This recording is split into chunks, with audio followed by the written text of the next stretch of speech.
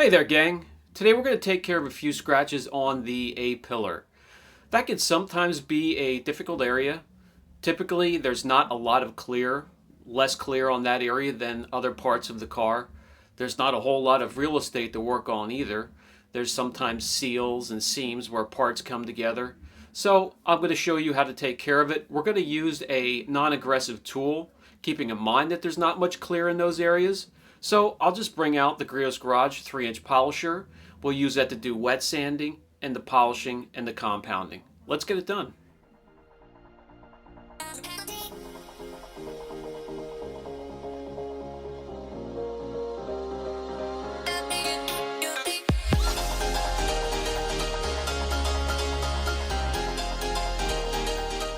Alright, so it's actually a cluster of scratches running all the way up the A-pillar. Some superficial, some a little bit deeper, some through the clear coat, some chipped the clear coat. So we're going to tape this off and start to take care of this.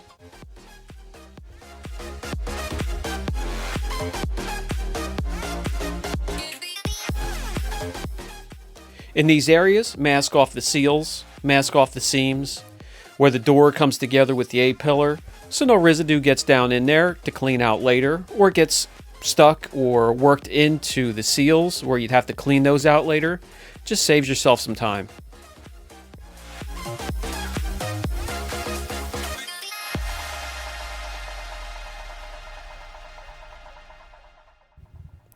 To start, we're going to put a 3-inch Zack 1000 grit hook and loop disc on the Griot's Garage sander.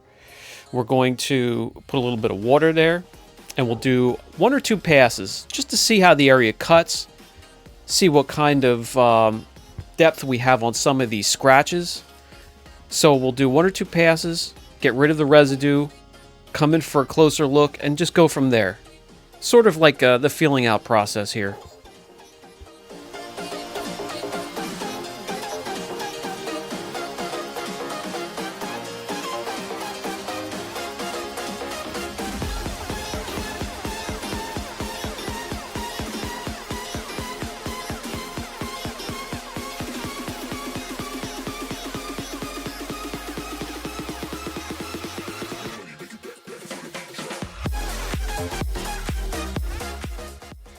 So we're going to stop here, we'll rinse off the residue, get rid of that clear coat that's been shaved so far.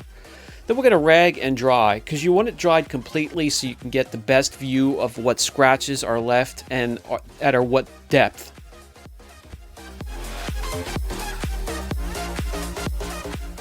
What we have left here are the deeper scratches. The superficial ones are gone, and what we have left I can just jump around and get each spot one at a time until they're completely gone.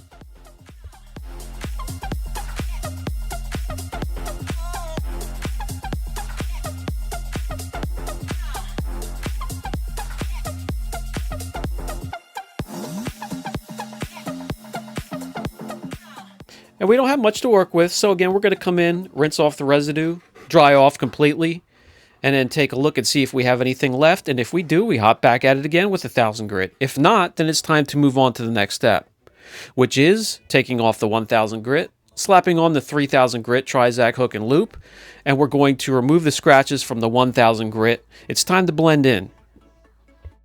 Once again, you don't have to have the Zack hook and loop foam-backed sanding discs. They're a little pricey. You could do just as well by wrapping sheets of paper you can get out of a kit around a sponge, a magic eraser, or what else may conform to the shape of the panel you're working on. It will definitely get in these small areas here at the A-pillar just as well as what I'm using here.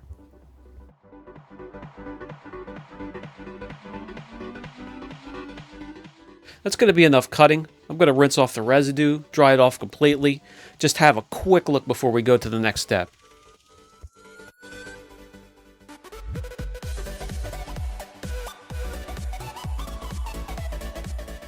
Before we move on, I'll bring in for a first-person look, just so you get an idea what it looks like at this stage of the game. Alright, time to peel off the sanding disc, put those away for the day. We're going to grab the polishing pad, which is going to be the orange. It's kind of an all-purpose, kind of stiffer polishing pad. I like those in all sizes for just about all the machines. I just like how it's firm and it keeps the polisher upright. We're using Angel Wax's heavy cut compound here, and then we'll graduate to the perfect polish, an ultra fine cutting polish, afterwards to bring out a perfect gloss and shine.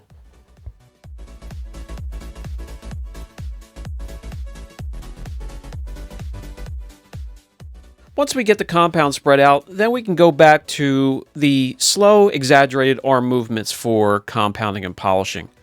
In the previous step for sanding, we don't want to hover in one spot for a long time, so I'll go back and forth rather quickly. That way I can keep an eye on how the clear is actually cutting.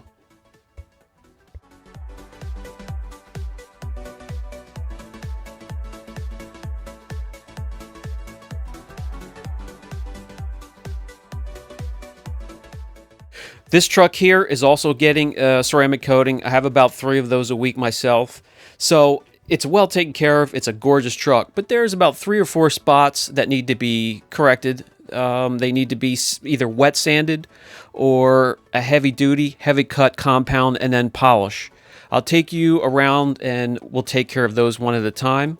Then we'll get to the coating and we'll show the finished product. The goal I had in mind here was to expose you to all facets of the correction itself.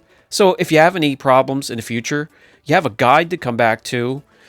If you run into scratches, swirling, you need to do wet sanding, polishing, compounding. I have videos coming out showing you how to care for protective film. You can actually polish those too. They get stained, they get etched. It's something that has to be done very carefully, but it can be done. I'll show you how to take care of the edges. I'll show you how to polish and seal them. So there's a lot. We have a lot more of content to come and a lot more content to go over. We are now on the final step. I took off the cutting pad. We have a polishing pad on there now.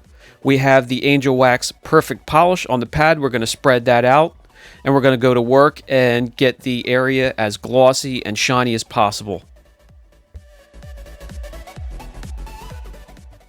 I'm going to put a link down below for just about everything we've used today. You should have the links already because we've pretty much used every item in this correction process here once before. But just in case you missed it, I'll put it down below again.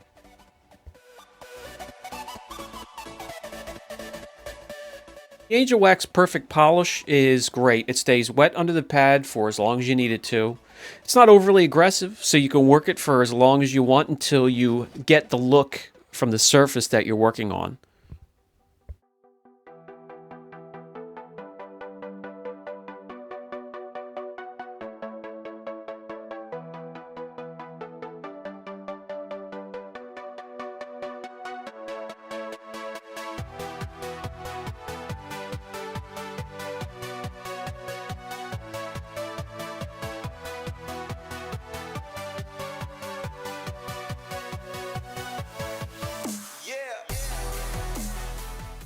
That should about do it. Let me wipe off any residue that might be left over from the perfect polish. Get in there for a close look before we call it a day.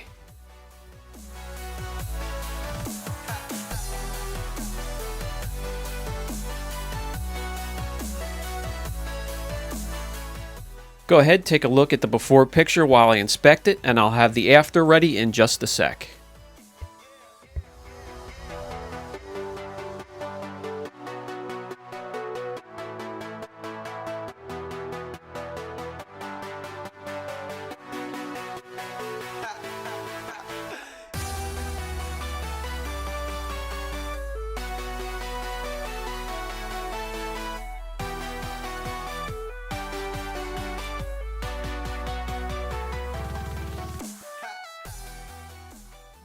Alright gang, so I gave you a general overview the other day of how I go around the vehicle to fully correct it, either for a full correction or getting ready for a ceramic coating. So starting with this video here, we'll break it down and I'll bring you in for a little bit of a closer look and we'll go piece by piece. So stay tuned. If you have any questions at all, don't hesitate. Brian from Apex Detail. Catch you in the next video.